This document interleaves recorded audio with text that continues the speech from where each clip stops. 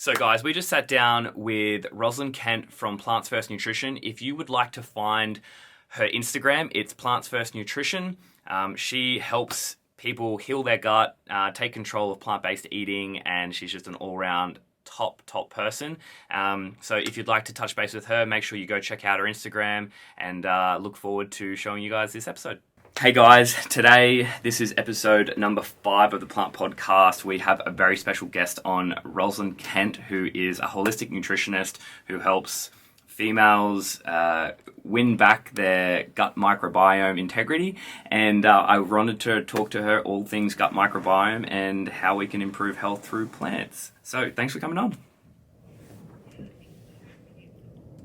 Excellent. So I guess just to kick things off, I just wanted to talk to you a little bit about how you got into doing what you're doing, and maybe a little bit of background of where you started and what kind of triggered you to, dive down the rabbit hole of, all things nutrition and gut microbiome. Yeah, and rabbit hole it was indeed, I won't lie. So I basically started with my own gut health journey is essentially where things started for me. I was that kid that had all of the, quote, upset stomach issues. And that carried with me for a very long time until I was in high school, late high school, grade 12 is when things really escalated. And a lot of people make fun of, IBS and gut health issues and symptoms regarding the gut. And that was the case for me. I definitely got teased a little bit because I was always dealing with something, but I think it really escalated because of the stress I was dealing with. I applied for a scholarship and I ended up getting it, but there was a lot of pressure to get some financial help for school. And I just felt the need to really excel in high school so that I could do better in university. And I put all this pressure on myself, and I'm kind of a type A person when it comes to that stuff. So I think there was just a lot of pressure with getting into universities and all that stuff. So yeah, things got really bad for me in high school. And there was times when I'd want to go out and socialize with friends, or I'd want to go, to a friend's birthday party, or even, whatever it was, like a school social event. And I would have to stay home because I was in so much pain. Like, I don't think a lot of people really understand the severity of the pain that can come with even IBS, or even more so with IBD, which is inflammatory bowel disease, which is kind of the next step, that autoimmune side of things. But for me, it was just IBS. So I started to seek out help. My parents were like, okay, you need to do something about this. So I went to a gastroenterologist because that's typically the first step. Well, I think I went to my doctor first, and they're like, okay, go see a GI specialist. And GI specialists are supposed to be like the top rung in terms of help you're going to receive for your gut health. And they know so much about anatomy and physiology of the gut. But honestly, this GI doc didn't mention the word microbiome once to me, didn't mention diet or lifestyle changes to me at all, except for like go see a counselor. He did connect stress. He was like, okay, it seems like this is something to do with your stress levels. And I was like, well, yeah, that's why I'm here. It's gotten worse since I've gotten more stressed in my life. And yeah, it was really disappointing. Like, I think my mom spent, because she was helping me, thank goodness, spent $900 to bypass the 6-month waiting list so I could get to see this guy. And he was, trying to be nice here, he was this overweight, didn't look so healthy, like older gentleman who didn't really quite understand this. How old was I? 17-year-old girl sitting in his chair across from him. And I don't know, I walked away with a prescription medication that I never filled, and essentially the suggestion to Google the low FODMAP diet, which we can talk about, but it's a really strict elimination diet that a lot of people follow in an attempt to feel better and reduce their symptoms. And it often does that, but it comes at a cost. And also just with food restriction, there's all these other issues, right? So I didn't do any of it. Like, truthfully, I didn't do any of it. And so things didn't really shift for me until university. And in university, I watched Cowspiracy with my partner at the time.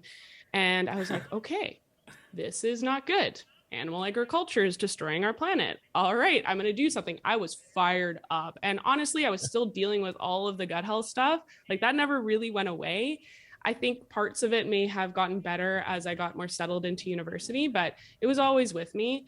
And going plant-based was an overnight thing for me. And I would say more vegan than whole food plant-based for sure. At first, it was a quick transition, but it was a sloppy one, meaning like I didn't know how to cook for myself. it was very much an experimental period in my life. And I mean, I don't even know what I would cook, but it was I just remember feeling really like, oh, this doesn't taste good. Like, what is this meal? I don't even know what to call this. So it was very much fueled by the environmental side of things, but slowly but surely, as I started to, follow more people on Instagram and follow health experts and learn a little bit more about IBS, because that's essentially what the GI doc told me I had. I realized there's more to this diet than just the environmental side of things. And I got a lot of slack from my parents. Like my mom, I remember like almost crying on the phone. She was so concerned for me. I mean, love my mom. She's so on board now. She understands everything now. But at the time, she's like, what are you doing with your diet? Like, you're going to be so malnourished. Like, she was really, really worried about me. But, it's all changed for the better for me since then. It just took a lot of learning in the process. So I went back to school after I graduated university. I studied communications, totally different. I did some marketing stuff, entered into the corporate world, realized this is not for me. Went back to school for nutrition at the Canadian School of Natural Nutrition. I think it was in 2018, and then graduated. And I was like, okay, I'm going to help other women walk through the same problem that I did. And honestly, it took me a while, even after going plant-based, to really resolve my gut health issues, because there was so much more involved. Again, it went back to the stress. I had to go back to the thing that it started with. And so I had to really transform my lifestyle in terms of how I was prioritizing rest and sleep and stress, and all of that stuff had to be a focus in addition to the dietary stuff. Like, it wasn't just all or nothing when it comes to the diet. So yeah, it's changed a lot over the years for me in terms of how my symptoms have progressed, and I feel fantastic now. Like, it's night and day compared to where I was.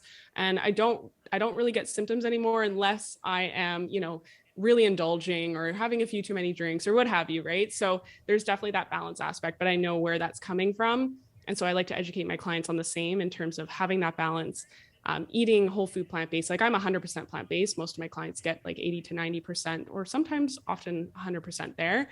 But having that balance and flexibility to also enjoy your life and like have a beer on the weekends or things like that. So yeah, that's how I got here. I started my business during the pandemic, and everything's been online since. And I have clients who ask me, oh, do you see people in person in Vancouver, which is where I live?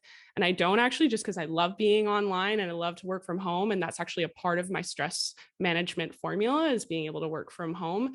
And yeah, it's been really successful ever since. I started up a group program and all that stuff, which I'm sure we'll talk about eventually. That is so cool. And I think the thing that I've seen in just throughout my last 15 years, I had a partner who probably went down the same path as you, had these buckling, cramp feeling, upset stomach, like just the instant anything went in her mouth was just onset agony for the next 90 minutes. And that lasted every day, every meal for the better part of 6 to 8 months. And trying to find the root cause, went down the same path, tried to find the root cause of what was causing such an upset stomach. Went to a gastroenterologist, did the FODMAP diet, took out everything that we thought could have been triggering it, and it came down to stress. Stress was the one thing that it was. It was working in the corporate world, having a boss on your back, just, cracking that whip, trying to make you do things, being scared about going into work that you might be reprimanded for something. Those types of anxiety or emotional issues were the root cause. Everything else was great. Training was good, even though it's a stress in a way, but it was nice to get out and to do fun things, go and do adventure races and things like that. But it came down to the work environment for her in particular.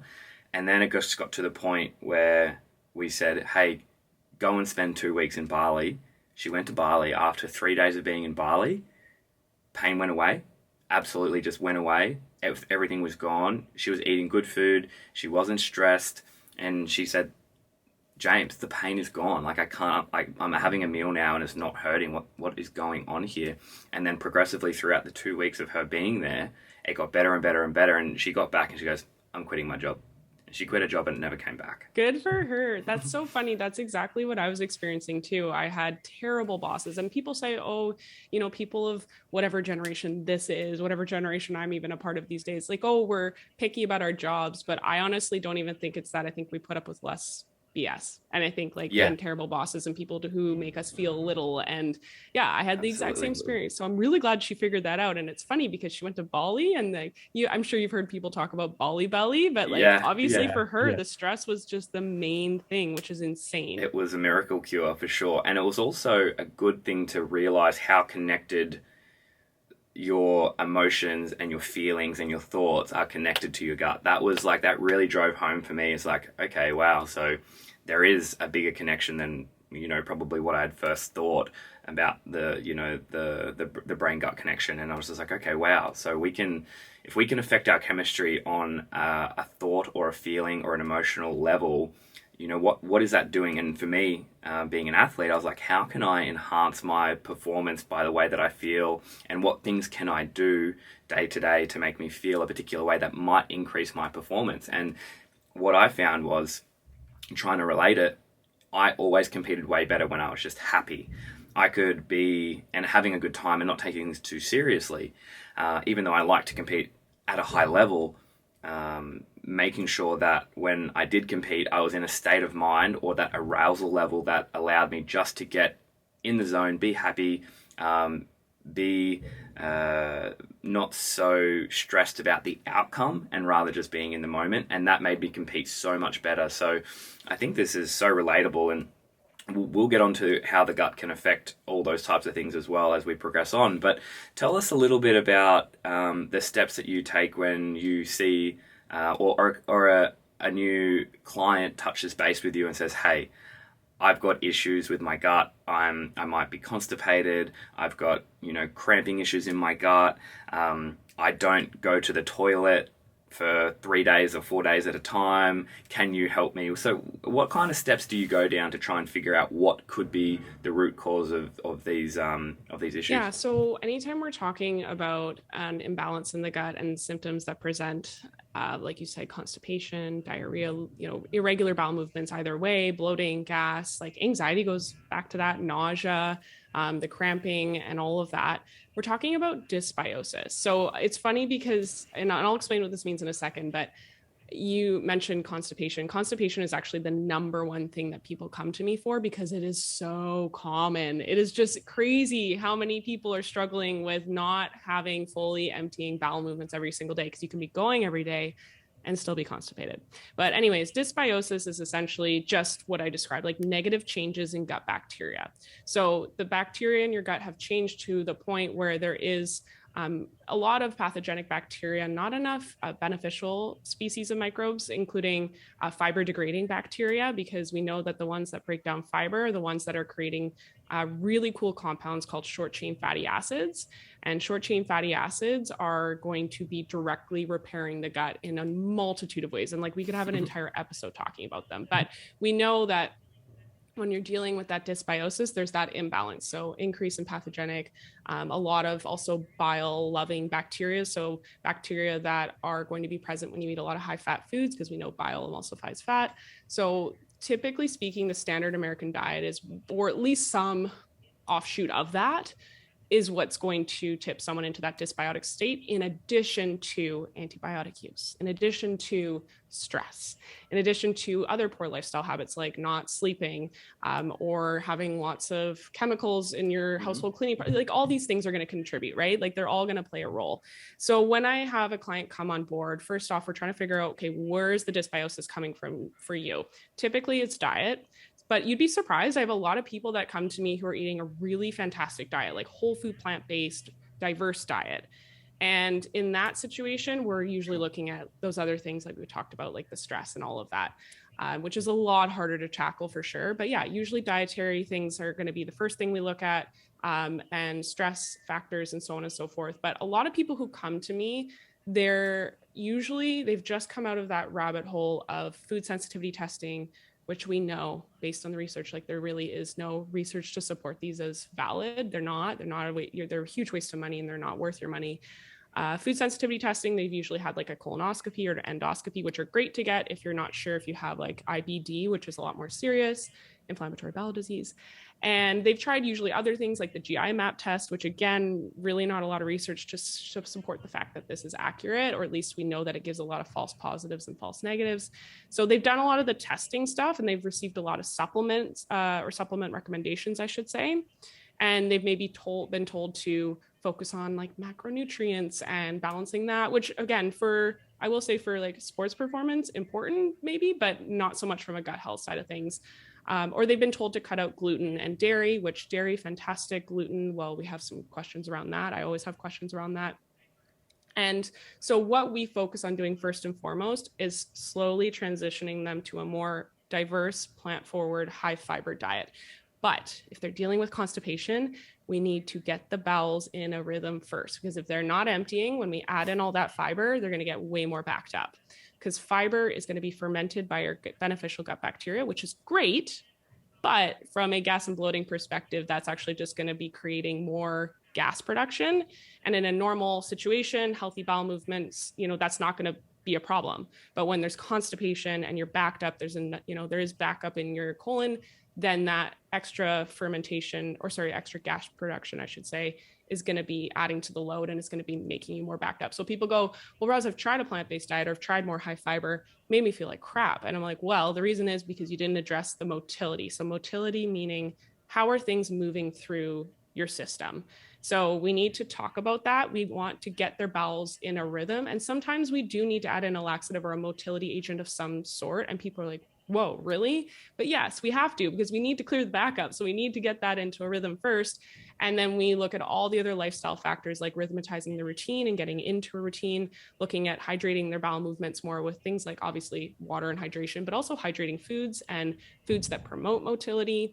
And then from there, once they're actually getting into a rhythm, what we do is we start to look at the dietary side of things. Okay, what else can we add in terms of diversity, fiber, soluble fiber, and building like a balanced plant-based plate? Can we get you in that department and eating around 45, 50 grams of fiber eventually, like we'll get there eventually, a day? And then once you actually take them off the motility agent or the laxative and they nail all of the lifestyle factors, like they're sleeping well, and usually they sleep better once they start eating better. They're not chronically stressed. We've worked on stress management tools, and they've pretty much optimized the lifestyle factors, and their diet is pretty much on point. 80% of the time they're eating really well. They're eating whole food, plant-based for the most part. And we usually start with breakfast and work our way out from there. Then when we stop the motility agents, things keep moving. I see it all the time. I had a client who was basically standard American diet, went to junk food vegetarian, then junk food vegan, and then she went to whole food plant-based. But she came to me as a whole food plant-based eater and had been chronically constipated and backed up the entire time. That's great. But as soon as we got the bowels moving, and then eventually we kept that rhythm going, and we took her off the motility agents and all the other things that were supporting the rhythm side of things, she was pooping like a champion. So it just goes to show, I know that it's not just the food side of things. So if you're someone who has chronic constipation or a history of it, and you've tried to go plant-based and you felt like crap, there's a reason why. Totally. And I think we find that when you do make those changes initially, there might be a little bit of resistance in the beginning. So you might start something that is, worlds different to what you've been doing before, and it's to the farthest end of health as you possibly can, but you might find initially there might be a bit of kickback. There might be a little bit of, you might be still a little bit backed up, or there might be a change in the microbes that are happening inside that gut. Your microbiome is changing, and there might be a little bit of maybe discomfort in the initial phases, but you are changing things for the better. There might be a die-off of an overpowering bacteria in the gut that you do want to try and, bring back to a better level. So initially, is it common to see when people put in place new ways of eating or new ways of doing their daily lifestyle and routine, there's a bit of maybe things get a little bit worse before they get better? Is that common? 100%. So nothing to worry And about. also, I will Perfect. add, if we're dealing with something like SIBO, and I know that, or I kind of suspected, that is totally addressed in like its own way. But yes, 100%, that is the case. It takes a while, and I kind of call this the dip. So people kind of start, if you can picture like a huge pothole, right? You start in this place at the top before you drop in of uninformed optimism. You're like, I'm going to do this thing, I'm going to change my diet, I'm going to kick butt, and I'm going to feel better. You usually, just before things get better again, you kind of dip into this, that you get into the dip, you fall in there, and you're in this place of informed pessimism at the bottom, and you're like, oh gosh, I didn't know this was going to be this hard, my gut is not responding, I'm feeling like crap, or some sort of, like, honestly, I don't know, it's really weird, but I always see clients have some sort of like life event go on in the first month that we're working together, and they're like, I haven't been able to stick to things, I feel worse, or what have you. Things are usually all muddled up in the first little while, and I don't know why that happens, but it often does happen. And then finally, once you figure out what you're learning from that situation, and I'm going to guide my clients through that, but they end up in the other side in informed optimism, where they're like, okay, things are feeling better and I'm feeling better, but it takes a while, and your gut takes a lot of time. Well, not a lot of time, but for some people it can take a lot of time. For others, it takes a bit of time to adjust to the fiber load. That's why I usually go slowly. So I'll start with breakfast, and then we'll usually graduate to a couple plant-based meals. If they're not already plant-based, we'll start with taking out the dairy for a couple weeks. And I usually tell them, don't worry, it's just for a couple weeks. It's never a couple weeks, it's the whole time. And then we go towards like a couple of plant-based meals in the evening for dinner, which usually translates to leftovers for lunch. And then we kind of go from there, so on and so forth. So it's a gradual transition, but most of my clients who are not plant-based, they're starting at like 15, 20 grams of fiber a day. And then we slowly build up till they're around like 50, 60 grams of fiber. And it's so cool because then they start pooping like a champion. They're like, Roz, I thought I was so sensitive to all these plant foods. But honestly, this is what happens when you take out the animal products, especially the dairy.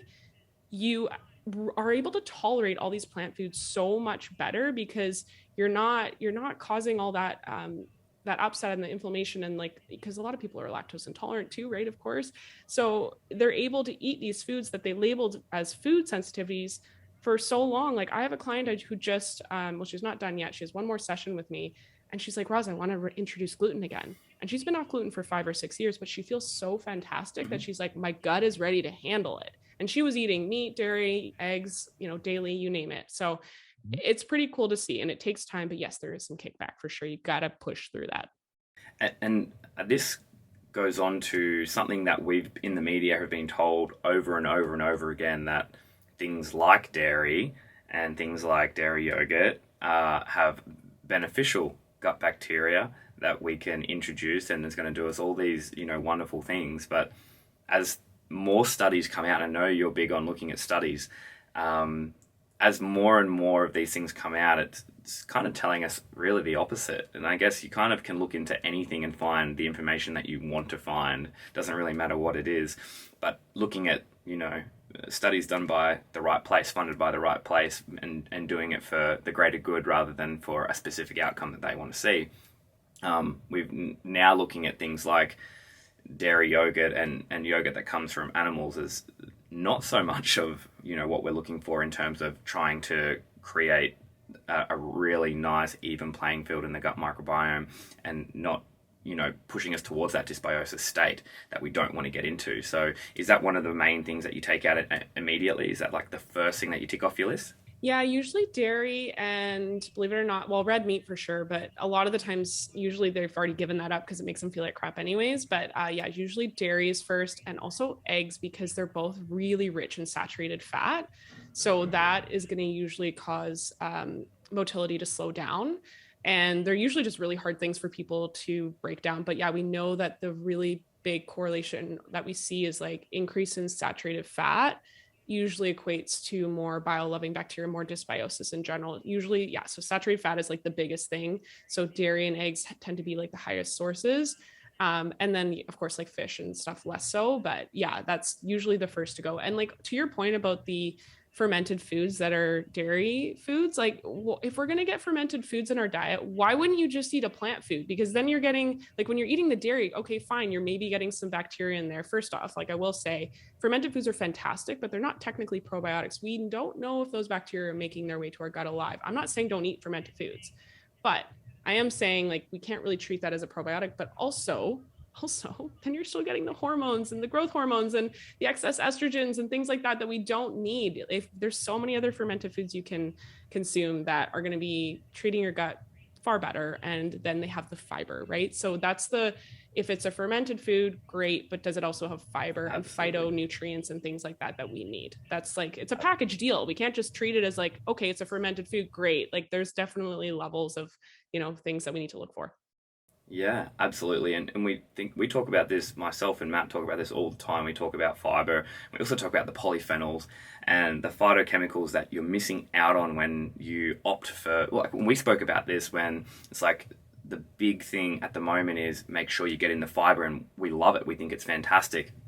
The one thing that we didn't want to happen was, we get maybe Big Pharma get involved and they grab this fiber, they bleach it, they purify it to the point where it's now no longer what we intended it to be, but we want it to come in with the polyphenols and the color and all of the diversity that's involved in eating a whole food, plant forward diet, instead of trying to isolate the one thing and refine it to the point where it's now just as bad as it was before. So trying to get the whole plant food in there, and you're getting all these extra bundles of chemicals that are going to do so good for your gut. This is what we were talking about so much when it's like, oh, we need to talk about this more.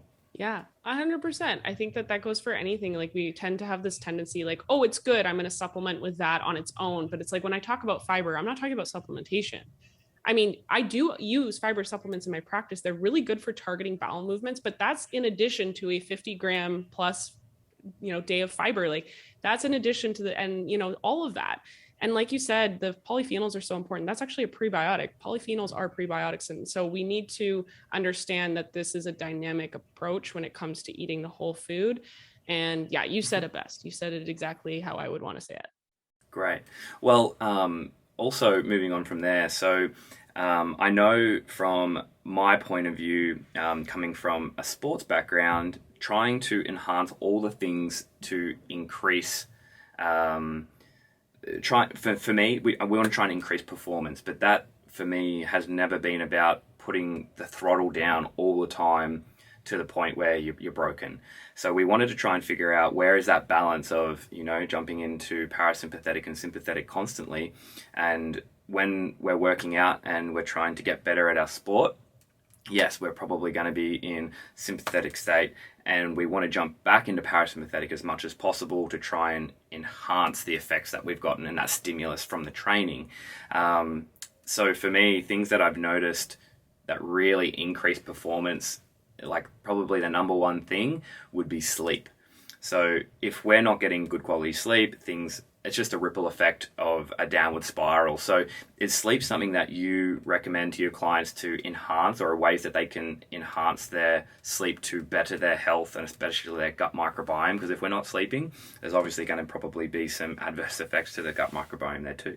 Yeah, and I will start by saying that sleep, like prioritizing sleep, was the best thing I ever did for my gut, beyond food changes. Like, obviously you can't be sleeping 8 hours of night and be eating crappy food, but yeah, it's something that a lot of people resist. Like, sleep is the least productive, like I'm saying this with quotations, thing you can do, technically speaking, but it is literally the most productive. Your body does, the gut is doing a lot of cool work in the night. Like, your liver is detoxifying, your gut is forming stool. Like, there's a lot going on there.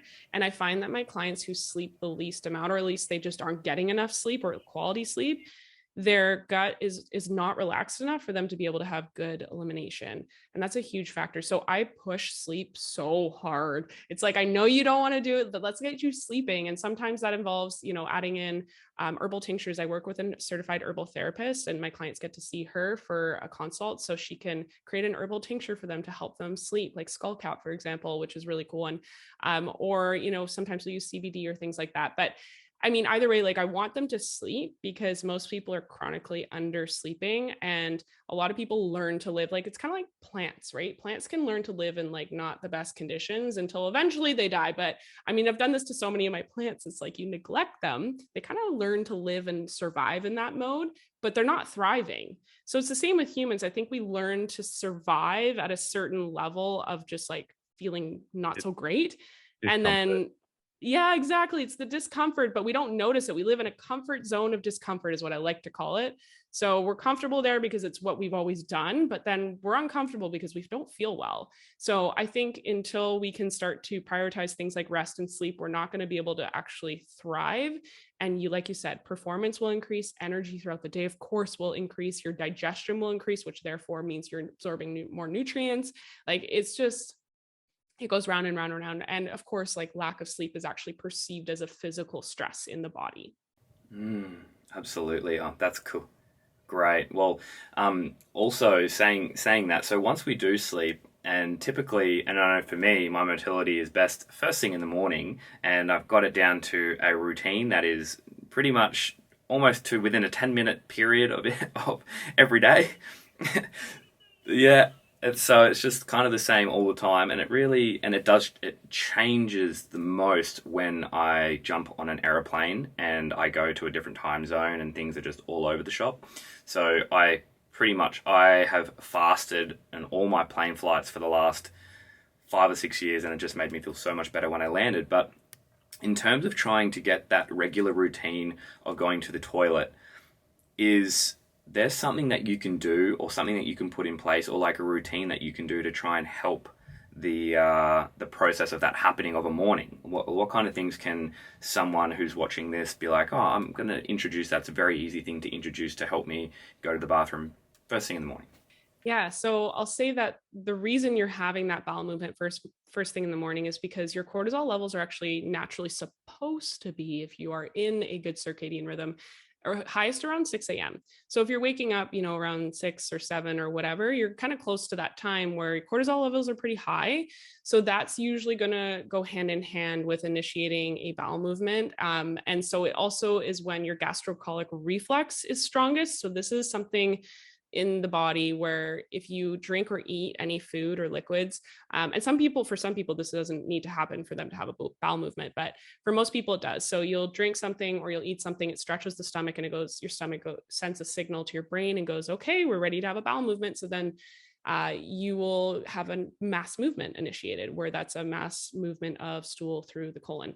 So most people want to be having a bowel movement in the morning. And my goal for my clients is that they're having that one glorious, fully emptying bowel movement in the morning. They don't need to worry about it the rest of the day. I mean, there's a lot of people say you should be pooping 3 times a day after each meal. And I'm like, well, why would you want to do that if you can just empty and full in the morning, have one great bowel movement, and not have to stress about going to the bathroom 2 more times in the day? I don't think that needs to be happening. As long as you're fully emptying by the end of the day, meaning you're emptying all of the excess fiber, waste, toxins, all the stuff from yesterday, and you can do a transit test to figure this out in full the next day, then you're in the clear. So when it comes to in the morning, again, so that timing is going to be important. So if you're waking up later, like at like 9 or 10 o'clock, I don't mean most people are going to not be waking up that late in the midweek, but you may notice that you have less of an urge. So again, it has to do with the timing piece. So if you want to have a bowel movement first thing in the morning, set aside time in the morning for it, because people rush in the morning.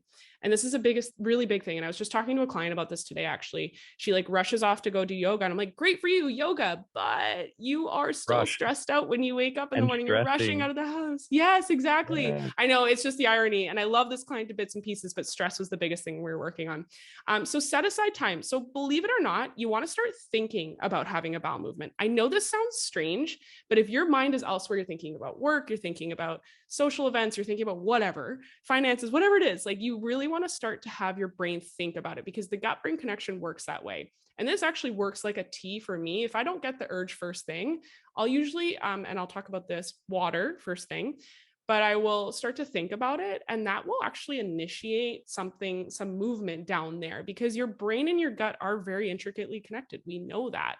And so you want to start thinking about it. You want to set aside some time. You don't want to be rushed in the morning, like give yourself ample time, and have half a liter of water, so a couple cups of water first thing in the morning, that might actually initiate some movement. And also moving your body can also be a good thing. So it doesn't need to be like a strenuous gym workout. For some people that may not do the trick. Sometimes just walking can be, going for a morning walk or a morning run can do it. I mean, people will tell you all the time, I go for a run and then all of a sudden I have to go to the bathroom. The goal would be That's that you me. could do it before. Yeah, is it? Okay. Which is great. If you're having your bowel movement before, you're in the clear. But if you're not, then I can totally see how that's an issue. So sometimes, yeah, having some water or having a piece of fruit first thing. I really like kiwis for motility, less so for initiating a bowel movement, because I mean, food in general or fruit, because it's hydrating in general, will do that. But just in general for motility, kiwis can be really great. I also like, if you're wanting to have a bowel movement in the morning, like after breakfast, I really love smoothies because they're extra hydrating and they have that extra volume. So again, when we're talking about the gastrocolic reflex, that can be really helpful for filling up the stomach with that heavier volume and stretching it out. And just, yeah, for extra hydration as well. So I'd say water is the biggest thing. Move your body, but wake up a little bit early, give yourself more time and start thinking about it. And honestly, you can actually train your body to have a bowel movement at the same time every day. It just takes time. Take yourself to the washroom at the same time every morning, sit down on the toilet, stay there for a maximum of 5 minutes, use a squatty potty or something to elevate your legs so your eliminatory organs are at the right angle. And if nothing happens, get off the toilet and leave and come back and try it again tomorrow. You may have the urge an hour later, that's fine, but you can slowly start to train your gut to have an, elimination at the same time. But overall, I'd say getting your routine like pretty religious is going to be important for that. So eating dinner around the same time and eating lunch around the same time, and then waking up around the same time, going to sleep around the same time, those things are going to keep your gut in a rhythm. So if you're training your gut to have a bowel movement in the morning, but your schedule's all over the place, it's probably not going to work very well. Your gut operates like your heart does. It needs rhythm in order to be in like that sync mode. So just something to think about there. Awesome. I love that. That's perfect. And I think structure and routine, and making that structure and routine fit in with your lifestyle so it's not an extra stress is, you might want to put all these things in place and have all these parameters and boundaries that you set, but set those boundaries to decrease stress, not to increase stress. Because I was putting all these things in place for me, and I just noticed that, wow, I'm putting all these things in place to decrease my stress and it's just stressing me out even more. So you got to try and, oh, it's the worst. But in saying that, putting some things in place and preparing, I felt like I'm the best when I'm prepared. And if I've got a fridge full of good quality whole plant foods, my eating for the whole week is better. I feel like I want to train and everything kind of snowballs. So that's what I wanted to get into next. I would like to know, just as a general rule, and I know it changes regularly because it's good to change the food up because number one, it's stimulating. Number two, you're getting a lot of different nutrients in. But is there a type of day of eating that you found has worked best for you in terms of you feel satiated, you feel like you've gotten all of the nutrients you possibly need, you've hit your fiber targets, and you've enjoyed the meals at the same time? Yeah. Are you talking about like an overall day of eating? Yep. Yep. How would you go throughout the day? What type of schedule would you stick with?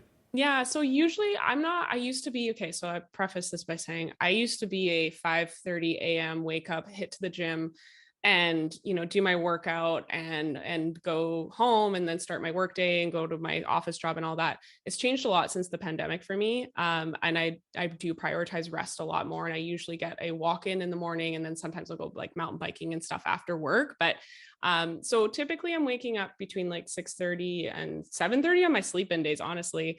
So Right. I'll get up and I'll have some water. And I'm someone who is now, adapted to eating breakfast a little bit later. So I used to get really, really hungry first thing in the morning. And I think because I am prioritizing rest a little bit, my body has changed when it wants food. So I'm usually eating breakfast around like 9 or 9:30, sometimes even 10 o'clock, which is pretty late and That, way later. yeah, me too. Yeah. So I used to eat at like as soon as I got back from the gym, it'd be, 7 o'clock. I needed breakfast. And of course that's after like a big workout and things, but yeah, no, it's changed. So I eat breakfast around like between 9 and 10 usually now. And I'll have water in the morning. And if I'm really hungry, I'll have a piece of fruit first, just to just satiate me until I can get my breakfast built. But usually I will have, my first meal will be, a smoothie. But I pack a ton of things in there. Lots of people will talk about smoothies being like, oh, there's not enough in there. Trust me, there's enough in there. Or I'll have oatmeal usually, or some sort of like muesli style cereal. Or if it's the weekend, I'll have I'll make something more fun, like a tofu scramble or something. But yeah, usually it's a smoothie.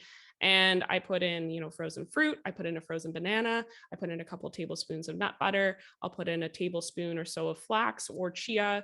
I'll put in some soluble fiber powder just for extra kicks. Why not? I put in greens. I try and switch up my greens and my fruit often. So it's a mix. Sometimes I'll do Swiss chard. Sometimes I'll even do beet greens. Did you know you can take the greens off the top of the beetroot and use those in a smoothie? And I'll try kale and spinach and all of it. So I switch it up. And what else? Non-dairy milk. I love soy milk. Organic soy milk is my jam, and it's really high in plant protein and also has a couple grams of fiber per cup, which is sweet. And what else do I put in there? I think that's pretty much it. And sometimes I'll do a protein powder. I just because I like the taste, and I don't usually rely on that because, again, I'm not an athlete in the sense of like working out 6 days a week or anything like that. The average person doesn't need to add a protein powder, and I don't think. But it's just something I do like to add in there every once in a while for extra, punch in my smoothie. I agree. Yeah. Yeah. And then from there, I'll usually have a snack. Sometimes I'll do like hummus and veg, or I'll do like crackers and hummus, or I'll do a piece of fruit again or something. So there's lots of fruit. I do not limit fruit. I'm trying to think what else, or I'll have a piece of toast with, avocado or something like that and sprouts. And that'll be my snack if I feel like it. But typically I make my smoothie big enough that I don't actually need something until lunch. I used to snack a lot more, and I realized it was because I was not eating enough at my meals, and I fixed that. And I was like, okay, there's nothing wrong with snacking, but when I eat my full meals, I don't actually feel like I need to snack as much. So lunch is almost always leftovers, or I'll do a big salad where I'll put like chickpeas, some sort of cooked grain, with like avocado, some cucumber, some sort of other chopped veggies like radish or what have you, sprouts. I'll put a dressing on there, so either homemade or store-bought if it's a good one. And then, I love like farro or cooked spelt berries or rye berries, which are not things people usually think about, but I throw in a cooked grain into there. And I'll throw that all together and have a salad, or I'll have leftovers. So leftovers will be obviously from dinner. And I love I'll have tacos, or I'll have curries, or I'll have stews of any kind, or I love stir fries.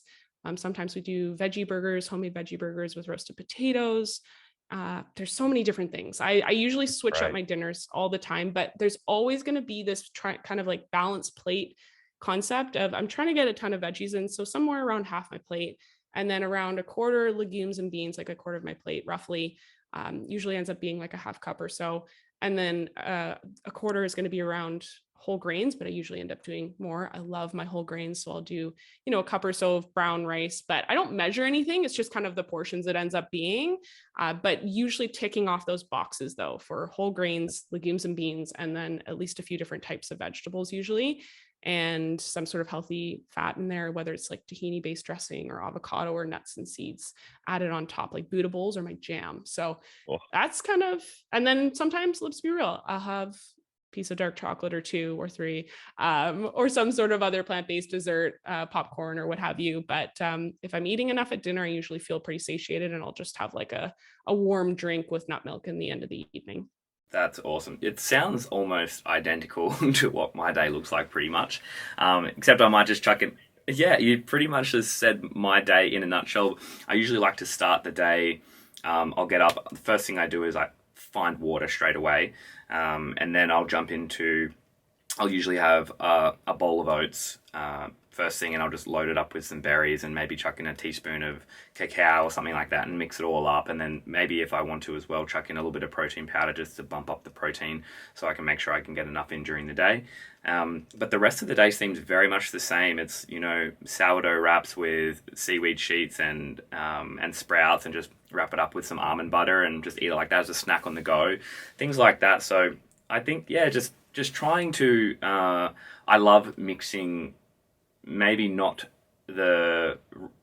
recommended, but not the go-to. So if I've got, if I have a tempeh dish, for instance, or a tofu scramble on on some Ezekiel bread or sourdough or something like that, I'll chop, strawberries, or I'll put blueberries on top of that as well. And it's just like strange. It's like a sweet. It's like a sweet, savory bowl, but it's not. It's a bit unique. But I like to I like to cross those boundaries, especially when it comes to trying to get in lots of different colors. And I think if my plate is filled with lots of different colors, it's as organic as possible, depending on where you live. I think you're going to be covering all your bases in terms of getting in your macronutrients, and then you're just going to be crushing big bulk amounts of phytonutrients, fiber, and all of the good things that come along with them, with your vitamins and minerals. So I think for people, if they're looking to start to add in a few things here and there, if you just look at whole plant foods in general, you're going to be getting in all the things that you need specifically to start to create that healthy gut microbiome, which is, I think, at the crux of everything in terms of our health, and especially even performance. And I speak up to a lot of athletes day to day, and they're just like, what supplements should I take? And I'm just like, what's your food look like? What's your sleep look like? What's your hydration look like? What's your stress state look like? What's your work life look like?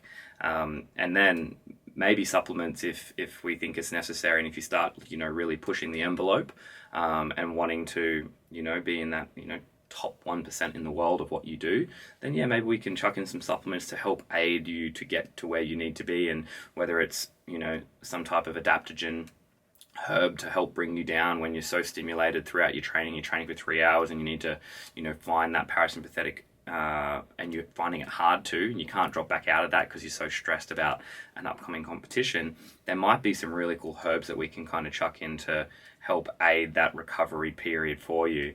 So that's super interesting, and your day of eating sounds delicious. I'm actually so hungry right now. I haven't eaten yet. Yeah, and I do the same thing. I was going to ask you as well, what do you recommend to your clients at any point? Is there any type of fasting? Is that fasting? What does fasting look like for our gut microbes and our microbiome? And is that something that you might even want to do on a semi-regular occasion? Yeah, so that's an interesting one. So I will say that it depends on the person. So for some people like myself, I can't do prolonged fasts. Like I know myself, and female hormones are really susceptible to changes. Well, they can see negative changes, I want to say, in response to fasting, because female hormones are more susceptible to feeding times, patterns, and then also just changes in sleep patterns and things like that. So just a lot more sensitivity there on the female side of things. But in general, is some really good research to look at time restricted feeding, especially for IBS, for people who are dealing with a lot of those classic symptoms. So, anything between, obviously 12 hours is a standard regular overnight fast that hopefully everyone is doing.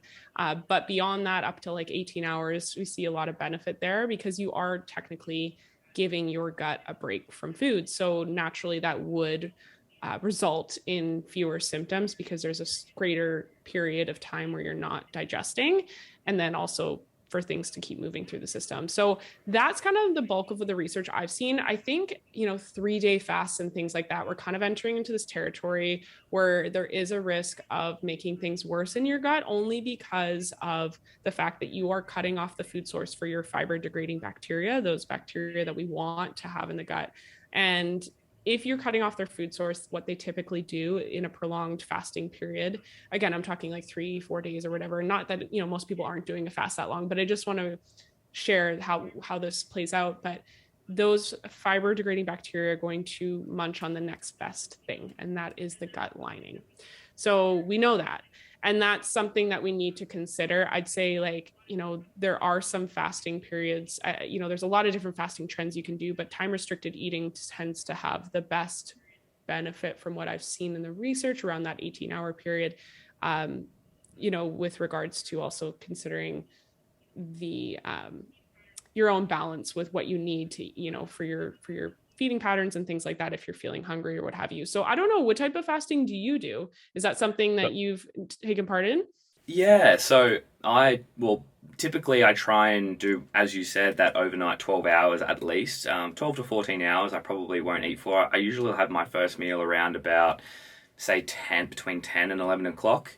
And then I usually cut eating off, say, 2 hours before I go to bed, or try to anyway, unless I'm mega hungry. I've had a huge day of training and I'll try and add something in there right at the end. But I typically try and only have that eating window of around about probably 10 hours or so. Roughly, I've got that eating window of 10 hours. And if my training volume is down and it's low, then it'd probably be longer. I'll probably try and only eat between an 8 hour window.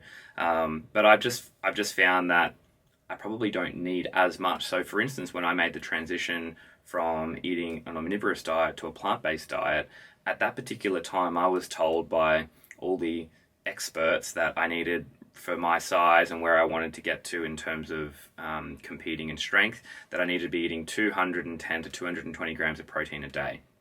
And so I was aiming for this type of range, and it was a lot.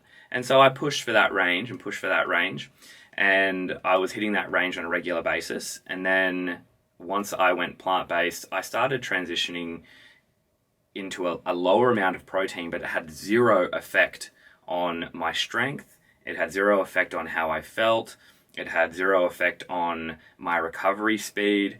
To be honest, like, since going plant-based, and I'm not saying this is the reason, because the transition for me, I did it like yourself. It was overnight. It was just a quick, okay, you know what, I'm going to do it. And I did it. And I, since then, have hit, personal best records on each of my, say, 3 raw lifting movements, like squat, bench press, and deadlift. They never changed, and if anything, they've gotten a little bit better, but I think they would have gotten better regardless. So I don't think going plant-based has had an effect on that. And then also the restricted eating time windows. I was also told for a lot of the time, as soon as you get up, breakfast is the most important meal of the day. And it's like, okay, that might be the case, but we were kind of pushed into the idea that we had to have breakfast at 7 in the morning every day. And I've kind of pushed that back a lot, and that had zero effect on my performance and the way that I felt. To be honest, I actually felt a little bit better having breakfast between 10 and 11 o'clock and then stopping my eating at around about 8 p.m. So yeah, for me, I guess it's just not a fast in general, but more so just a restricted window of eating, and not just kind of going with what I was told as a kid to, have your first meal at 7, your next one at 12, your next one have a snack in between there, and have your next one at 7 p.m. So just trying to change that dynamic just a little bit. But to be honest, I've found that since going plant-based, I've decreased my protein now anywhere from 120 grams a day to 160 grams a day, depending on what is required of me in that week of training. So, and haven't lost any weight, haven't lost any strength. I'm sleeping great. And I think that's a big myth that I've wanted to debunk for such a long time, that I was definitely much more bloated, much more gassy, having the 210 to 220 grams of protein. And now I'm having only plant-based protein and a roughly, let's say on an average, 140 to 150 grams a day of protein. And I'm just as strong, just as fit, just as fast, sleeping great, recovering well, and doing all of the competitions that I want to do with no problem at all. That's fantastic. And I love that you just, you can drop, oh yeah, I'm getting 140, 150 grams of protein a day. And most people would be like, is that even possible on a plant-based diet? But here you are. Yeah. And it's like, it's so doable. And for a lot of people, they may not want to go down the path of protein powders. And that's great. That's fine. That's cool, because Matt and I very strongly believe that you can do all the things that you do need to do on a purely whole food, plant-based diet without having the supplements. But the supplements are there as a bit of a way to mitigate anything that you may be missing. So if you're taking the time to educate yourself on what you might need to get in, and if you're struggling to hit your fiber for whatever reason, you've just jumped into this new type of diet, but you want to increase your fiber, and let's just say every month you want to increase your fiber by 5 grams a day, and you just do it slowly but surely, and you're just trying to work and build it up, adding in a fiber supplement might be a great thing to do, just to bump it up just a little bit, just to put you in the space that you need to be. And so you can start to have these effects going on. And then the same thing goes with protein as well. If you're loving your smoothies and you want to bump your protein up by 15 or 20 grams, having a really good organic, good quality protein that has everything in there that it needs to help your gut, and to be honest, having a protein that can actually be beneficial for the gut. So trying to find something that has good quality strains of bacteria, or a gut matrix of some description to help aid the digestion process and make it light on the stomach and absorbable, and have your stomach assimilate it really, really well. And something that's not going to be harsh on your stomach, something that's not organic, something that's probably not even what it says it is on the label, and going to a reputable source is probably the best thing. And that goes for all supplements in general. You want to make sure that you're getting them from quality sources, and making sure you're using them sparingly. Mm-hmm. Absolutely.